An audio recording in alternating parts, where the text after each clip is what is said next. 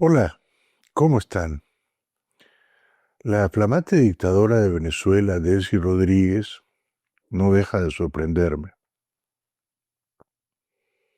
Es una trepadora profesional esta señora. Enterada Delcy Rodríguez, por boca de Trump, en una entrevista que Trump dio anoche en Fox News a Sean Hannity, de que Trump va a recibir la próxima semana a María Corina Machado, la jefa moral de la oposición democrática venezolana. Delcy Rodríguez, alias Delcy la Fea, entró en una crisis neurasténica, en una crisis de nervios. Se reunió hoy con el embajador de Estados Unidos, John McNamara, en Caracas. McNamara normalmente está en Bogotá, pero fue a visitar a Delcy a Caracas. Y según ha informado el ABC de España en una notable primicia, enhorabuena, felicitaciones, Delcy le dijo al embajador McNamara que ella quiere ir a la Casa Blanca a reunirse con Trump el próximo martes, y hoy es viernes, antes de que Trump se reúna con María Corina. O sea que a Delcy le dio un ataque de celos, se sintió despechada. Dijo, pero ¿por qué Trump va a recibir a María Corina? Si acá la que gobierna soy yo, que me reciba a mí, que se entienda conmigo, no tiene nada que hablar con María Corina. Trump es capaz de recibir a Delcy y a María Corina en un mismo día. Es capaz de sentarlas a una mesa, decía María Corina. Eso sería épico, como dicen ahora. María Corina va a ir de todas maneras la próxima semana a la Casa Blanca. Celebro la noticia. Con gran, inmensa, tal vez desmesurada, excesiva generosidad, María Corina ha dicho que le va a entregar a Trump el Nobel de la Paz. Trump ha dicho, él siempre tan modesto, que será un honor recibir el Nobel de la Paz de manos de María Corina y que fue una vergüenza que Noruega no le diera a él el Nobel de la Paz. No fue una vergüenza. María Corina merecía el Nobel de la Paz. Y está bien, es comprensible que María Corina diga yo le dedico el Nobel al presidente Trump. Está bien, es comprensible que diga Trump lo merecía más que yo. Pero no me parece bien que María Corina le entregue el Nobel de la Paz a Trump. Ya eso es mucho, ¿no? Vamos a ver. Vamos a ver si Delcy se reúne la próxima semana con Trump en la Casa Blanca. ¿Sería conveniente? Pues yo digo que sí. Yo creo que sería positivo. Y vamos a ver si se confirma que María Corina se reúne con Trump también.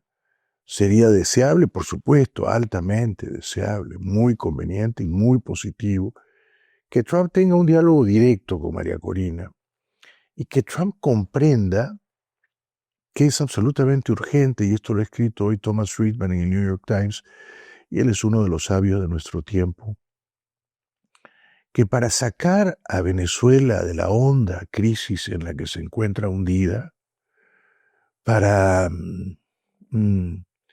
rescatar a Venezuela de la severísima crisis que la azota, hay que dar primero un marco legal. O sea, primero Venezuela tiene que tener un gobierno limpio, libre, y no esta dictadura acanallada de oportunistas, trepadores, pérfidos y desleales, que es la de Delcy y Jorge Rodríguez, ¿no? De esto Trump se ha enterado hoy mismo. ¿Por qué? Porque se reunió, acompañado de Rubio y de Hegseth, con los representantes de las principales empresas petroleras, no de Estados Unidos, sino del mundo. Ahí estaban, por ejemplo, representantes de ExxonMobil, que ya ha dicho claramente nosotros no volvemos a Venezuela si no hay un marco legal que proteja nuestras inversiones y si no se nos indemniza por 20.000 millones de dólares por la confiscación abusiva que sufrimos de Chávez en Venezuela el año 2007. Representantes también de ConocoPhillips, lo mismo, exigen seguridades legales, garantías legales en Venezuela antes de invertir, y además reclaman una indemnización de $12 mil millones. Estaban los jefes de Chevron, que es la única petrolera operando en Venezuela actualmente, y que es la que más se va a favorecer en el corto plazo con la caída de Maduro. Estaban también representantes de otras petroleras estadounidenses como Halliburton, Continental, Marathon, y estaban representantes de petroleras europeas como Shell, Repsol, la italiana Eni y la suiza Trafigura. Trump les ha dicho, por favor, vayan a Venezuela, inviertan en Venezuela, necesitamos una inversión de $100 mil millones. Trump les ha prometido, nosotros vamos a proteger a ustedes, a vosotros, a las compañías petroleras, para que inviertan muchos miles de millones de dólares en Venezuela y ganen mucho dinero. Pero como dije, las compañías como ExxonMobil, como Conoco, las europeas como Shell, Repsol, Venezuela tiene una deuda importante con Repsol de $900 millones, piden unas ciertas garantías legales, un marco legal, que Venezuela tenga un gobierno limpio, libre, legítimo, ¿no? Quizá Trump no esperaba recibir esta respuesta de las petroleras, pero ya lo dijo Friedman, ¿no? Primero hay que convocar elecciones. Si no se va a permitir la juramentación de Edmundo González Urrutia, que es el presidente electo de los venezolanos, el presidente legítimo, y cuyo yerno Rafael Tudares sigue secuestrado por la dictadura de Delcy Jorge Rodríguez y de Cabello y Padrino, entonces por lo menos hay que exigirle a Delcy Rodríguez que convoque a unas elecciones. Y yo no digo en 3 meses, pero sí en 6 meses. ¿Por qué no en 6 meses? Se puede hacer unas elecciones en Venezuela en 6 meses, después del Mundial de Fútbol, agosto, septiembre. ¿Por qué no? Que regresen todos los líderes opositores que deseen regresar, que inscriban todos ellos sus candidaturas si así lo desean, sin prohibiciones, sin inhabilitaciones, sin trampas, ¿no? Sin trampa. ¿Por qué no? ¿Se puede hacer? Se puede hacer. Ahora, Trump les dice a las petroleras, inviertan. Nosotros vamos a gobernar Venezuela por mucho tiempo, así que nosotros las vamos a proteger por mucho tiempo y nadie se va a atrever a confiscar sus pozos petroleros, sus yacimientos. Pero cuando Trump habla de mucho tiempo, a mí se me eriza la piel. ¿Por qué? Por una parte, porque eso es exactamente lo que quieren oír Delcy y Jorge Rodríguez, ¿no? O sea, que Trump se va a entender con ellos por mucho tiempo. ¿Qué es mucho tiempo para Delcy y Jorge Rodríguez? Completar el mandato usurpador de Maduro, llegar hasta 2030, o sea, gobernar contrariamente a la voluntad del pueblo, 4 años más, el 6, el 7, el 8, el 9. Joder, es mucho. Entonces, claro, cuando Trump les dice a las petroleras, inviertan en Venezuela, yo las voy a custodiar, yo las voy a proteger, nosotros vamos a gobernar Venezuela por mucho tiempo. ¿De cuánto tiempo estamos hablando cuando Trump dice mucho tiempo? A ver, en el corto plazo hay elecciones en este país congresales de medio término en noviembre de este año. ¿Qué pasa si Trump y los republicanos sufren un revés? Es probable. ¿Qué pasa si pierden la mayoría en el Congreso, tanto en el Senado como en representantes? Es probable. En ese momento, si Trump ya no tiene mayoría en el Congreso, sus poderes se ven recortados. O sea que cuando Trump habla de mucho tiempo, está asumiendo que va a ganar las elecciones de medio término, y esto no es tan seguro. Y luego, aun si gana las elecciones de medio término y preserva la mayoría republicana en el Congreso, el tiempo del mandato de Trump se expira exactamente en 3 años, en enero de 2029. Falta el 26, falta el 27, falta el 28, hasta noviembre del 28, que son las elecciones. Si en noviembre del 28, o sea, en 3 años, ¿no?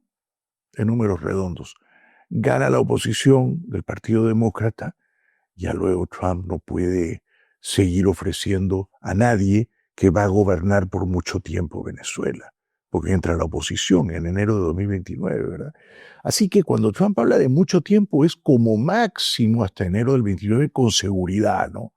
Ahora, por supuesto, puede ser que los republicanos consigan la reelección, que Vance o Rubio sea el presidente en enero de 2029. Todo eso está por verse, pero no es conveniente, no es deseable, no es razonable, no es tampoco legal, ni legítimo, ni constitucional que Desi y Jorge Rodríguez manden a la mala en Venezuela los próximos 3 o 4 años.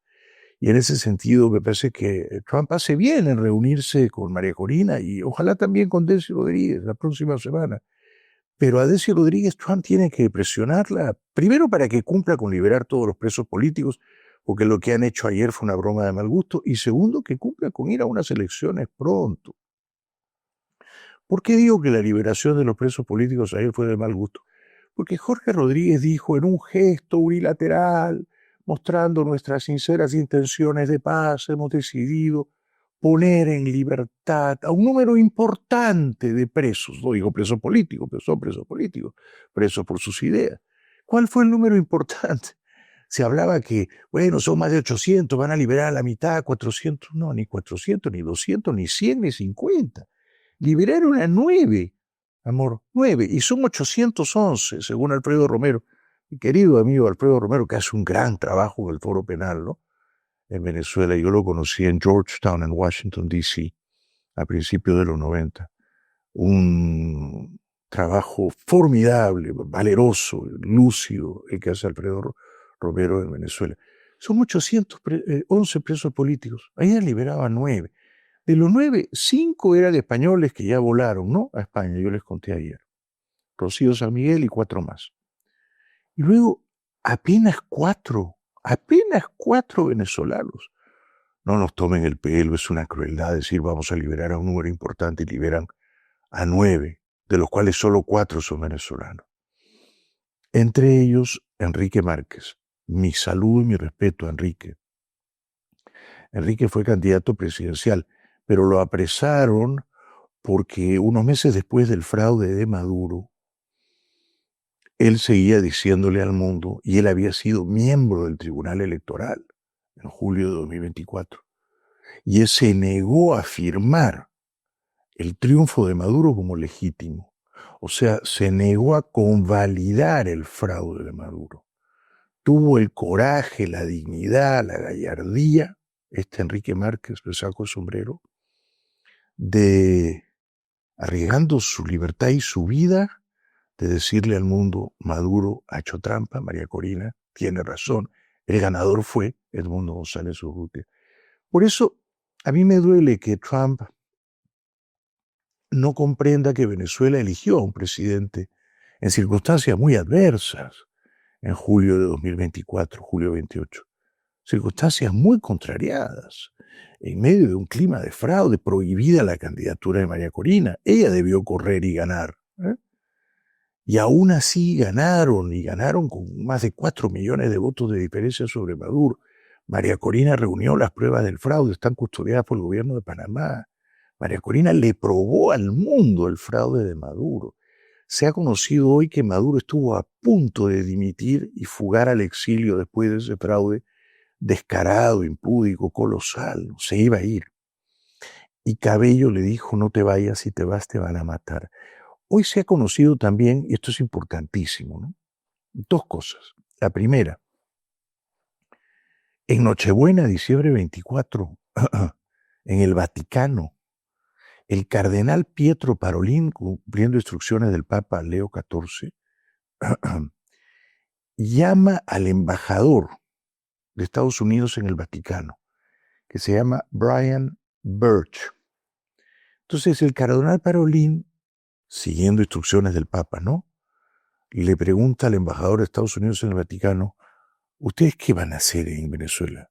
¿Van a entrar a capturar a Maduro? El embajador le dice al cardenal, yo no tengo la confirmación, pero es muy probable que eso ocurra. Iba a ocurrir esa noche. Se postergó luego porque Trump decidió bombardear Nigeria y después por mal tiempo en Caracas. Entonces Parolin habla desesperadamente con Moscú y pide que Rusia esté dispuesta a recibir a Maduro. Rusia, en efecto, le responde a Parolín que si Maduro fuga en la Nochebuena a Moscú, será recibido, será protegido, le darán asilo a él y a toda su familia. Entonces Parolín manda el mensaje a Caracas y le hace saber a Maduro: está usted en grave riesgo, me han dicho que van a entrar a capturarlo, está todavía a tiempo de irse, váyase a Rusia. Y Maduro le dice: no. Maduro le dice a Parolín: son rumores, es una campaña psicológica de terror, no van a entrar a capturarme, no están hablando en serio. Entonces Maduro desestima la oferta de Parolín, que le había conseguido asilo en Moscú. Pocos días después, ya el sábado 2 de enero, horas antes de que entrasen los valerosos, heroicos soldados de la Fuerza Delta a capturarlo, China le manda un emisario especial, y yo vi las imágenes. Maduro se reunió con el chino en el Palacio de Miraflores. Yo dije: ¿por qué China le ha mandado un emisario especial? No se reveló a la prensa de qué se había hablado. ¿Por qué China le manda un emisario especial? Porque China tiene muy buenos topos en la inteligencia de Estados Unidos, en la CIA. China se entera unas horas antes de que es altamente probable que pasada esa medianoche Trump dé la luz verde, el visto bueno, y entre la Fuerza Delta a capturar a Maduro. Entonces, China le dice a Maduro: van a entrar en las próximas horas o en los próximos días. Usted está a tiempo de irse, váyase ya. En ese momento, Maduro no sabe si irse a China, pero China le abre las puertas, o si irse a Turquía. El dictador turco Erdogan también le había abierto las puertas. Entonces, primero Parolín, el cardenal Parolín del Vaticano, lo quiso proteger dándole asilo en Moscú. Y luego los chinos le decían: venga a Beijing o a Shanghái, acomódese ahí, nosotros lo vamos a proteger, nadie lo va a poder sacar de China. Maduro tenía la oferta de China y la oferta de Turquía, y Marco Rubio le había dicho en la última conversación telefónica con él y con Trump: lo que conviene es que usted se vaya a Turquía. Maduro escucha la advertencia del chino, no la toma en serio. Y Maduro le dice a su círculo íntimo: me han dicho que van a entrar por mí, yo creo que no van a entrar por mí. Toda esta es una campaña psicológica de terror, no voy a escapar, no soy un cobarde. Luego Cabello ha revelado que cuando entra la Fuerza Delta no querían llevarse a Cilia, la esposa, sino solo a Maduro, y que Cilia dice: no, si se llevan a Nicolás yo voy con él, y se entregó Cilia sin que ella fuera un objetivo de captura. Dice Cabello la verdad, normalmente miente, no sé, quizá dice la verdad. Pero es interesante, ¿no? Porque Maduro pudo irse, tuvo muchas semanas para irse, muchas, y podía elegir entre Moscú, entre Beijing, Shanghái, o entre Estambul, Ankara, Turquía. Dices, una maravilla, ¿no? Podría haberse comprado una villa de 50 millones de euros en las afueras de Estambul y vivir a cuerpo de rey. Así las cosas, no podrá decir Maduro en su celda diminuta de 3 metros por 3 metros, durmiendo sobre ese colchón de 4 centímetros, que nadie le avisó. Le avisó el cardenal Parolín, le avisaron los rusos, le avisaron los chinos, y él no se quiso ir. Y Cabello le decía: no fugues, no escapes, vas a quedar como un cobarde, y además te van a matar en tu supuesto exilio dorado. Por último, y aquí sí voy terminando, se ha conocido también que